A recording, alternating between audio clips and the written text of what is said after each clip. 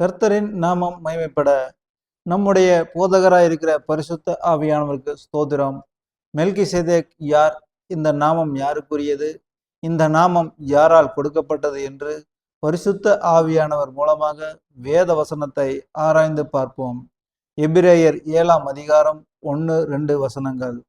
இந்த மெல்கிசேதேக்கு சாலேமின் ராஜாவும் உன்னதமான தேவனுடைய ஆசாரியனுமாய் இருந்தான். ராஜாக்களை முறியடித்து வந்த ஆபிரகாமுக்கு இவன் எதிர்கொண்டு போய் அவனை ஆசிர்வதித்தான். இவனுக்கு ஆபிரகாம் எல்லாவற்றிலும் தசமபாகம் கொடுத்தான். இவனுடைய முதற்பேராகிய மெல்கிசேதேக்கு என்பதற்கு நீதியின் ராஜா என்றும், பின்பு சாலேமின் ராஜா என்பதற்கு சமாதானத்தின் ராஜா என்றும் அர்த்தமாம். மெல்கிசேதேக் சாலேமின் ராஜாவும் உன்னதமான தேவனுடைய ஆசாரியனுமாய் இருக்கிறார். முதற் பெயராகிய மெல்கிசேதேக் என்பதற்கு நீதியின் ராஜா என்றும், பின்பு சாலேமின் ராஜா என்பதற்கு சமாதானத்தின் ராஜா என்றும் அர்த்தம். இவர் யார்? எபிரேயர் 6ஆம் அதிகாரம் 20வது வசனம். நமக்கு முன் ஓடினவராகிய இயேசு மெல்கிசேதேக்கின் முறைமையின்படி நித்திய பிரதான ஆசாரியராய் நமக்காக அந்த திரைக்குள் பிரவேசித்திருக்கிறார். நமக்கு முன்னோடினவராகிய இயேசுதான் மெல்கிசேதேக். இவர் மெல்கிசேதேக்கின் முறைமையின்படி நித்திய பிரதான ஆசாரியராய் இருக்கிறார். நமக்காக அந்த திரைக்குள் பிரவேசித்து நம்மை இரட்சித்தார். யாத்ராகமம் 26ஆம் அதிகாரம் 31 முதல் 33 முடிய. இளநீல நூலும் இரத்தாம்பர நூலும் சிவப்பு நூலும் திரித்த மெல்லிய பஞ்சு நூலுமான இவற்றால் ஒரு திரைசீலையை உண்டு பண்ண கடவாய். அதிலே விசித்திர வேலையால் செய்யப்பட்ட கேருபீன்கள் வைக்கப்பட வேண்டும். சீத்திம் மரத்தினால் செய்து பொன் தகட்டால் மூடப்பட்ட 4 தூண்களிலே அதை தொங்கவிடு. அந்த தூண்கள் 4 வெள்ளி பாதங்கள் மேல் நிற்கவும், அவைகளின் கொக்கிகள் பொன்னினால் செய்யப்படவும் வேண்டும். கொக்கிகளின் கீழே அந்த திரைசீலையை தொங்கவிட்டு சாட்சி பெட்டியை அங்கே திரைக்குள்ளாக வைக்க கடவாய். அந்த திரைச்சீலை பரிசுத்த ஸ்தலத்திற்கும் மகா பரிசுத்த ஸ்தலத்திற்கும் பிரிவை உண்டாக்கும்.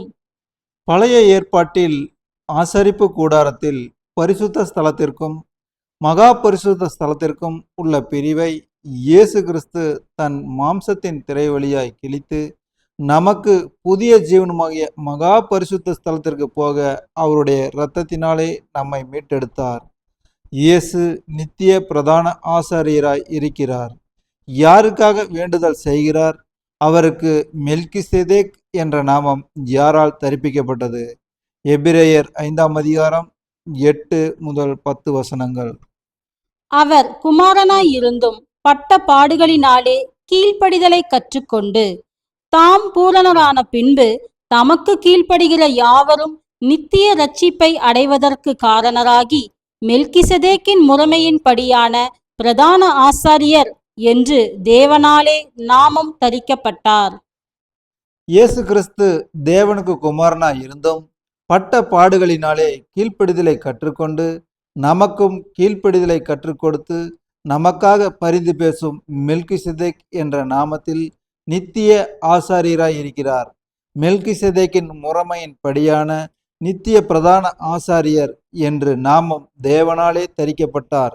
தேவனே அவருக்கு நாமத்தை தரித்தார் என்று பரிசுத்த ஆவியானவர் பதிவிடுகிறார். இவர் வம்ச வரலாறு இல்லாதவர். எபிரேயர் 7ஆம் அதிகாரம் 3வது வசனம். இவன் தகப்பனும் தாயும் வம்ச வரலாறும் இல்லாதவன். இவன் நாட்களின் துவக்கமும் ஜீவனின் முடிவும் உடையவனாய் இராமல் தேவனுடைய குமாரனுக்கு ஒப்பானவனாய் என்றென்றைக்கும் ஆசாரியனாக நிலைத்திருக்கிறான். முதற் பெயராகிய மெல்கிசேதேக் இவர் தாயும் தகப்பனும் வம்ச வரலாறு இல்லாதவர். நாட்களின் துவக்கமும் ஜீவனின் முடிவில்லாமல் தேவனுடைய குமாரனுக்கு ஒப்பானவர். தாயும் தகப்பனும் துவக்கமும் முடிவில்லாதவர் இயேசு கிறிஸ்து ஒருவரே. பூமியில் உள்ள ஆசாரிய முறைமையில் வந்த ஆரோனைப் போல அல்லாமல் ஆரோன் மரித்தார். ஆனால் நம்முடைய மெல்கிசேதேக் நித்திய பிரதான ஆசாரியராக உள்ளார். கீழ்ப்படியும் ஆத்துமாக்களுக்காக நித்தியமும் பரிந்து பேசும் மகா பிரதான ஆசாரியர். இவரை குறித்து தாவீதும் சங்கீத புஸ்தகத்தில் பாடியிருக்கிறாரே. சங்கீதம் 110 அதிகாரம் 4வது வசனம். நீர் மெல்கிசதேக்கின் முறைமையின்படி என்றென்றைக்கும் ஆசாரியராய் இருக்கிறீர் என்று கர்த்தர் ஆணையிட்டார், மனம் மாறாமலும் இருப்பார். இயேசுவை மெல்கிசதேக்கின் முறைமைப்படி என்றென்றைக்கும் ஆசாரியராய் இருக்கிறாரே என்று தாவீது பாடியிருக்கிறார். அவர் என்றென்றைக்கும் உள்ள பிரதான ஆசாரியர். எபிரேயர் 7ஆம் அதிகாரம் 13, 14 வசனங்கள். இவைகள் எவரை குறித்து சொல்லப்பட்டிருக்கிறதோ அவர் வேறொரு கோத்திரத்துக்குள்ளானவராய் இருக்கிறாரே, அந்த கோத்திரத்தில் ஒருவனாகிலும் பலிபீடத்து ஊழியம் செய்ததில்லையே. நம்முடைய கர்த்தர் யூதா கோத்திரத்தில் தோன்றினார் என்பது பிரசித்தமாய் இருக்கிறது. அந்த கோத்திரத்தாரை குறித்து மோசே ஆசாரியத்துவத்தை பற்றி ஒன்றும் சொல்லவில்லையே. கர்த்தர் ஆசாரிப்பு கூடாரத்தில் ஊழியம் செய்வதற்கு லேவி கோத்திரத்தை அழைத்தார். ஆனால் இயேசு கிறிஸ்துவோ யூதா கோத்திரத்தில் பிறந்தவர். மோசே இவரை குறித்து சொல்லவில்லையே. நியாயப்பிரமாணத்தின்படி லேவி கோத்திரத்தில் உள்ள ஆசாரியர்கள் தலைமுறை தலைமுறையாக பூலோகத்தில் உள்ள நிழலாகிய ஆசாரிப்பு கூடாரத்தில் ஊழியம் செய்தவர்கள். ஆனால் நம்முடைய பிரதான ஆசாரியரோ யூதா கோத்திரத்தில் பிறந்து ஆசாரியராக இருந்து ஒரே தரம் பலியாகி பரலோகத்தில் மெல்கிசதேக் என்னும் நாமத்தில் மகா பிரதான ஆசாரியராக நித்தியம் நித்தியம் ஜீவிக்கிறார். இவர் பூமியில் உள்ள கோத்திர தலைவனாகிய ஆபிரகாமையும் லேவி கோத்திரத்தையும் ஆசீர்வதித்திருக்கிறாரே. ஆதியாகமம் 14ஆம் அதிகாரம் 18, 19 வசனங்கள்.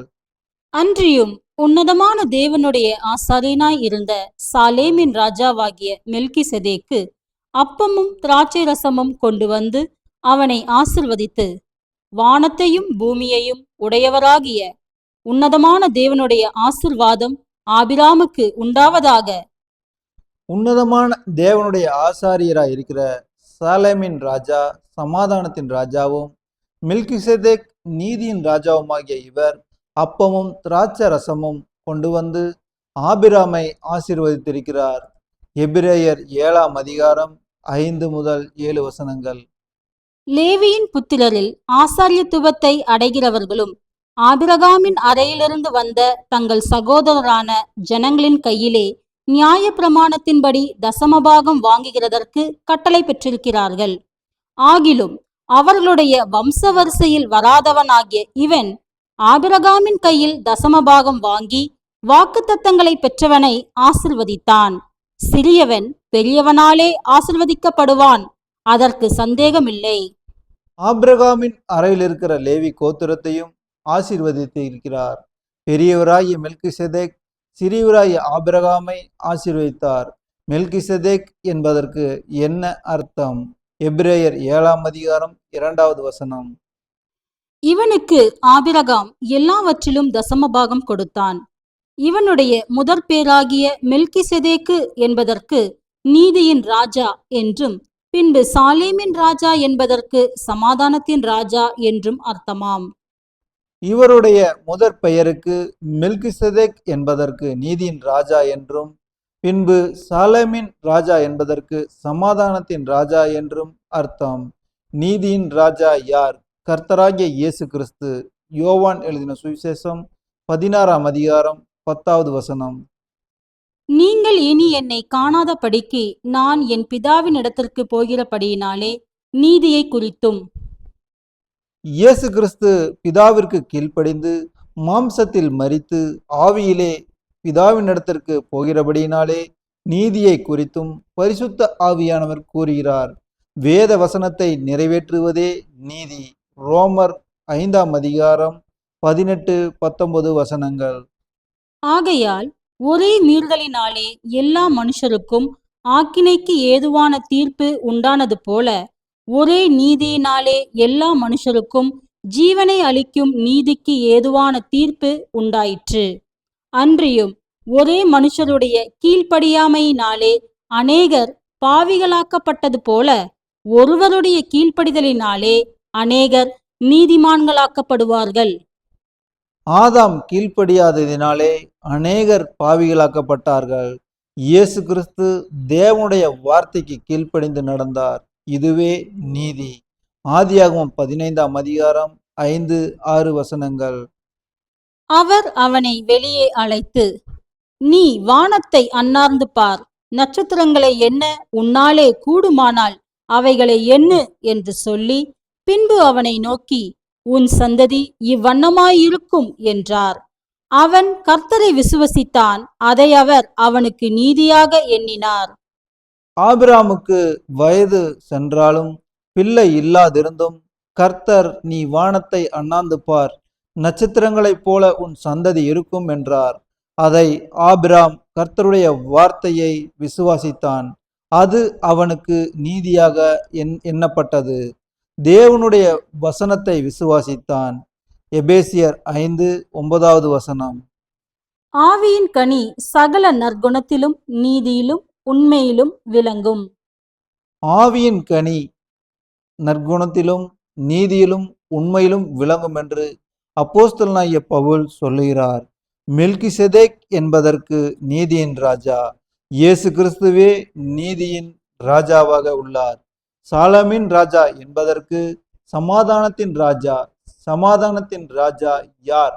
ஆதியாகமம் 49 10-12 சமாதான கர்த்தர் வருமளவும் செங்கோல் யூதாவை விட்டு நீங்குவதும் இல்லை, நியாய பிரமாணிக்கன் அவன் பாதங்களை விட்டு ஒளிவதும் இல்லை. ஜனங்கள் அவரிடத்தில் சேர்வார்கள்.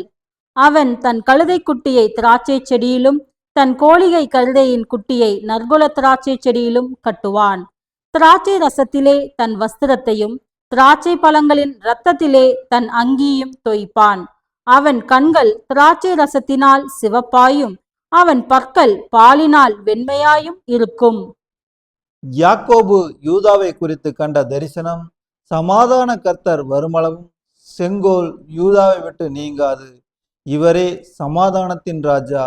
ஏசாயா 9:6 நமக்கு ஓர் பாலகன் பிறந்தார், நமக்கு ஒரு குமாரன் கொடுக்கப்பட்டார். கர்த்தத்துவம் அவர் தோளின் மேல் இருக்கும். அவர் நாமம் அதிசயமானவர், ஆலோசனை கர்த்தா, வல்லமையுள்ள தேவன், நித்திய பிதா, சமாதான பிரபு எனப்படும். இயேசு கிறிஸ்துவின் பிறப்பை குறித்து ஏசாயா தீர்க்கதரிசி சமாதானத்தின் பிரபு என்று கூறியிருக்கிறார். லூக்கா எழுதின சுவிசேஷம் 2:14 உன்னதத்தில் இருக்கிற தேவனுக்கு மகிமையும் பூமியிலே சமாதானமும் மனுஷர் மேல் பிரியமும் உண்டாவதாக என்று சொல்லி தேவனை துதித்தார்கள். மெய்ப்பர்கள் கர்த்தரை துதித்தார்கள், பூமியில் சமாதான கர்த்தர் பிறந்தார் என்று துதித்தார்கள். யோவான் எழுதின சுவிசேஷம் 14:26-27 என் நாமத்தினாலே பிதா அனுப்ப போகிற பரிசுத்த ஆவியாகிய தேற்றரவாளனே எல்லாவற்றையும் உங்களுக்கு போதித்து நான் உங்களுக்கு சொன்ன எல்லாவற்றையும் உங்களுக்கு நினைப்பூட்டுவார். சமாதானத்தை உங்களுக்கு வைத்து போகிறேன், என்னுடைய சமாதானத்தையே உங்களுக்கு கொடுக்கிறேன். உலகம் கொடுக்கிற பிரகாரம் நான் உங்களுக்கு கொடுக்கிறதில்லை. உங்கள் இருதயம் கலங்காமலும் பயப்படாமலும் இருப்பதாக. பரிசுத்த ஆவியானவர் நமக்கு எல்லாவற்றையும் போதித்து இயேசு கிறிஸ்துவின் சமாதானத்தை உங்களுக்கு கொடுக்கிறேன் என்றார். கர்த்தர் கொடுக்கும் சமாதானம் உலகம் கொடுக்கக்கூடியது அல்ல. பரலோகத்தின் சமாதானம், நித்திய ஜீவன், நீதியின் ராஜா, சமாதானத்தின் ராஜா, உன்னதமானவருடைய பிரதான ஆசாரியர் மெல்கிசேதேக் என்ற நாமத்தில் இருக்கும் இயேசு கிறிஸ்துவே. வெளிப்படுத்தினல் விசேஷம் 1:6 நம்மிடத்தில் அன்பு கூர்ந்து தமது இரத்தத்தினாலே நம்முடைய பாவங்களற நம்மை கழுவி தம்முடைய பிதாவாகிய தேவனுக்கு முன்பாக நம்மை ராஜாக்களும் ஆசாரியர்களும் ஆக்கின அவருக்கு மகிமையும் வல்லமையும் என்றென்றைக்கும் உண்டாயிருப்பதாக. ஆமேன். நம்மேல் அன்பு கூர்ந்து இயேசு கிறிஸ்துவின் இரத்தத்தினாலே மீட்கப்பட்ட நம்மை தேவனுக்கு முன்பாக நம்மை ராஜாக்களும் ஆசாரியரும் ஆக்கியுள்ளார். இயேசு கிறிஸ்து நீதியாக வேத வசனத்தின்படி நடந்து பிதாவின் சித்தத்தை செய்து முடித்து கீழ்ப்படியும் ஆத்துமாக்களுக்காக மெல்கிசேதேக் என்னும் நாமத்தில் நித்திய பிரதான ஆசாரியராக இருக்கிறார். நாமும் அதற்காகவே அழைக்கப்பட்டோம். வேத வசனத்திற்கு கீழ்ப்படிந்து நடப்பதே நீதி. நீதியின்படி பூலோகத்தில் மாம்சத்திற்குரிய பிசாசை எதிர்த்து போராடும் ராஜாவாக நம்மை அழைத்துள்ளார். இயேசு கிறிஸ்துவும் நியாயப்பிரமாணத்தை சிலுவை மரணத்தால் நிறைவேற்றி நமக்கு நியாயப்பிரமாணத்தின் சாபத்திலிருந்து விடுதலை கொடுத்தார். பிதாவிற்கு கீழ்ப்படிந்து பிசாசின் தலையை நசுக்கி நீதியின் ராஜாவானார். நாமும் அதற்காகவே அழைக்கப்பட்டோம். மாம்ச சம்பந்தமான நியாயப்பிரமாணத்தை சிலுவையில் அறைந்து பிதாவின் சித்தத்தின்படி ஊழியம் செய்து நீதியின் ராஜாக்களாகவும் நாம் அழைக்கப்பட்டிருக்கிறோம். மத்தேயு எழுதின சுவிசேஷம் 5ஆம் அதிகாரம் 6வது வசனம் 10வது வசனம். நீதியின் மேல் பசிதாகம் உள்ளவர்கள் பாக்கியவான்கள், அவர்கள் திருப்தி அடைவார்கள். நீதியின் நிமித்தம் துன்பப்படுகிறவர்கள் பாக்கியவான்கள், பரலோக ராஜ்யம் அவர்களுடையது. நீதியின் மேல் பசிதாகம் உள்ளவனாய் இருக்க வேண்டும். நீதி நிமித்தம் துன்பம் வரும்போது சந்தோஷமடைய வேண்டும். ஏனென்றால் பரலோக ராஜ்யம் அவர்களுடையது. ஆசாரியராக அழைத்துள்ளார். எதற்கு? மெல்கிசேதேக் கீழ்ப்படியும் ஆத்துமாக்களுக்காக தேவனிடத்தில் பரிந்து பேசிக் கொண்டிருக்கிறார். அதே போல ஆத்துமாக்களுக்காக நாம் தேவனிடத்தில் பரிந்து பேச வேண்டும். இதுவே ஆசாரிய ஊழியம். ஆசாரியராக தேவனிடத்தில் பரிந்து பேச வேண்டும். நீதி செய்யும் ராஜாக்களாக பிசாசின் தந்திரங்களுக்கு எதிர்த்து நிற்க வேண்டும். இயேசு கிறிஸ்துவின் சுபாவம். மணவாளன் எப்படியோ மணவாட்டி சபை அப்படி இருக்க வேண்டும். ஆவி, ஆத்துமா, சரீரமாகிய சபையை குறித்து நான் சொல்லுகிறேன், கட்டடமாகிய சபையை அல்ல. ஏசாயா தீர்க்க தரிசன புஸ்தகம் 61ஆம் அதிகாரம் 10 முதல் 11 வசனம். கர்த்தருக்குள் பூரிப்பாய் மகிழ்கிறேன், என் தேவனுக்குள் என் ஆத்துமா களி கூர்ந்திருக்கிறது. மணவாளன் ஆபரணங்களினால் தன்னை அலங்கரித்துக் கொள்ளுகிறதற்கும் மணவாட்டி நகைகளினால் தன்னை சிங்காரித்துக் கொள்ளுகிறதற்கும் ஒப்பாக அவர் இரட்சிப்பின் வஸ்திரங்களை எனக்கு உடுத்தி நீதியின் சால்வையை எனக்கு தரித்தார். பூமி தன் பூண்டுகளை விளைவிப்பது போலவும் தோட்டம் தன்னில் விதைக்கப்பட்டவைகளை முளைவிப்பது போலவும் கர்த்தராகிய ஆண்டவர் எல்லா ஜாதிகளுக்கு முன்பாக நீதியையும் துதியையும் முளைக்க பண்ணுவார். எல்லா ஜாதிகளுக்கும் முன்பாக நீதியையும் துதியையும் முளைக்க பண்ணுவார். எபிரேயர் 5ஆம் அதிகாரம் 11 முதல் 14 வசனங்கள். இந்த மெல்கிசேதேக்கை பற்றி நாம் விஸ்தாரமாய் பேசலாம். நீங்கள் கேள்வியில் மந்தமுள்ளவர்களானபடியால் அதை விளங்க பண்ணுகிறது அரிதாயிருக்கும். காலத்தை பார்த்தால் போதகராய் இருக்க வேண்டிய உங்களுக்கு தேவனுடைய வாக்கியங்களின் மூல உபதேசங்களை மறுபடியும் உபதேசிக்க வேண்டியதாய் இருக்கிறது. நீங்கள் பலமான ஆகாரத்தை அல்ல, பாலை உண்ணத்தக்கவர்களானீர்கள். பால் உண்கிறவன் குழந்தையாய் இருக்கிறபடியாலே நீதின் வசனத்தில் பழக்கமில்லாதவனாய் இருக்கிறான். பலமான ஆகாரமானது நன்மை தீமை இன்னதென்று பயிற்சியினால் பகுத்தறியத்தக்கதாக முயற்சி செய்யும் ஞானேந்திரியங்களை உடையவர்களாகிய பூரண வயதுள்ளவர்களுக்கே தகும். மெல்கிசேதேக்கை பற்றி பேசும் பொழுது நீங்கள் போதகராய் இருந்தும் பாலை உண்ணும் குழந்தைகளாய் இருக்கிறீர்கள். ஏனென்றால் மெல்கிசேதேக் யார் என்று போதகராய் இருக்க உங்களுக்கு தெரியவில்லையே என்று பரிசுத்த ஆவியானவர் கூறுகிறார். பால் உண்கிறவன் குழந்தையாய் இருக்கிறான், நீதியின் வசனத்தில் பழக்கமில்லாதவனாய் இருக்கிறான். நன்மை தீமை என்னதென்று பயிற்சியினால் பகுத்தறியத்தக்க முயற்சி செய்யும் ஞானமுள்ளவர்களுக்கே பூரண வயதுள்ளவர்களுக்குமே புரியும். நாம் பாலுண்கிற குழந்தையைப் போல அல்லாமல் நீதியின் வசனத்தில் பழக்கமுள்ளவராய் இருங்கள். மெல்கிசேதேக் யார்? மெல்கிசேதேக்கின் முறைமை என்றால் என்ன? நியாயப்பிரமாணம் என்றால் என்ன? நியாயப்பிரமாணம் யாருக்குடையது? கிருபை சத்தியம் என்றால் என்ன? கிருபை எதற்கு? நாம் எப்படி இரகசிய வருகையில் போக முடியும் என்று வேதவசனத்தை ஆராய்ந்து பாருங்கள். வேதவசனத்தை ஆராய்ந்து பாருங்கள், நித்திய ஜீவன் உண்டு என்று பரிசுத்த ஆவியானவர் கூறுகிறார். தாகமுள்ளவனுக்கே தண்ணீர் கிடைக்கும், பசியுள்ளவனுக்கே மன்னா கிடைக்கும். வேதவசனத்தை எப்படி படிக்க வேண்டும் என்று ஆவியானவர் கூறுகிறார். சங்கீதம் 1ஆம் அதிகாரம் 1-2 வசனங்கள். துன்மார்க்கருடைய ஆலோசனையில் நடவாமலும் பாவிகளுடைய வழியில் நில்லாமலும் பரியாசக்காரர் உட்காரும் இடத்தில் உட்காராமலும் கர்த்தருடைய வேதத்தில் பிரியமாயிருந்து இரவும் பகலும் அவருடைய வேதத்தில் தியானமாயிருக்கிற மனுஷன் பாக்கியவான். துன்மார்க்கருடைய ஆலோசனை நடவாமலும் பாவிகளுடைய வழியில் நில்லாமலும் பரியாசக்காரர் உட்காரும் இடத்தில் உட்காராமலும் வேத வசனத்தை பிரியமாயிருந்து இரவும் பகலும் தியானமாய் இருக்கிற மனுஷன் பாக்கியவான் என்று கர்த்தர் சொல்லியிருக்கிறார். இந்த காலகட்டத்தில் பிசாசானவன் வீட்டுக்குள்ளே வைத்திருக்கிற மொபைல் மூலமாகவும் டிவி மூலமாகவும் என்று அநேக காரியங்கள் வீட்டில் உள்ளது. இதை விட்டு விலகி கர்த்தருடைய வேதத்தில் பிரியமாய் இருந்து இரவும் பகலும் தியானமாய் இருக்கிற மனுஷன் பாக்கியவான். மெல்கிசேதேக் நித்திய பிரதான ஆசாரியராக இருந்து ரட்சிக்கப்பட்டு தேவனுக்கு கீழ்ப்படியும் ஆத்துமாக்களுக்காக வேண்டுதல் செய்கிறார். யோவான் எழுதின சுவிசேஷம் 10ஆம் அதிகாரம் 11வது வசனம் 27வது வசனம். நானே நல்ல மேய்ப்பன். நல்ல மேய்ப்பன் ஆடுகளுக்காக தன் ஜீவனை கொடுக்கிறான்.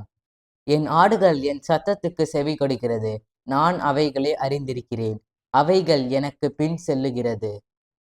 நானே நல்ல மேய்ப்பன், என் ஆடுகள் என் சத்தத்திற்கு செவி கொடுக்கிறது. மெல்கிசேதேக் இயேசு கிறிஸ்துவே என்று பரிசுத்த ஆவியானவர் மூலமாக சொல்லியிருக்கிறேன். வேத வசனத்தை ஆராய்ந்து பாருங்கள். நித்திய ஜீவன் உண்டு, காலம் சமீபித்திருக்கிறது.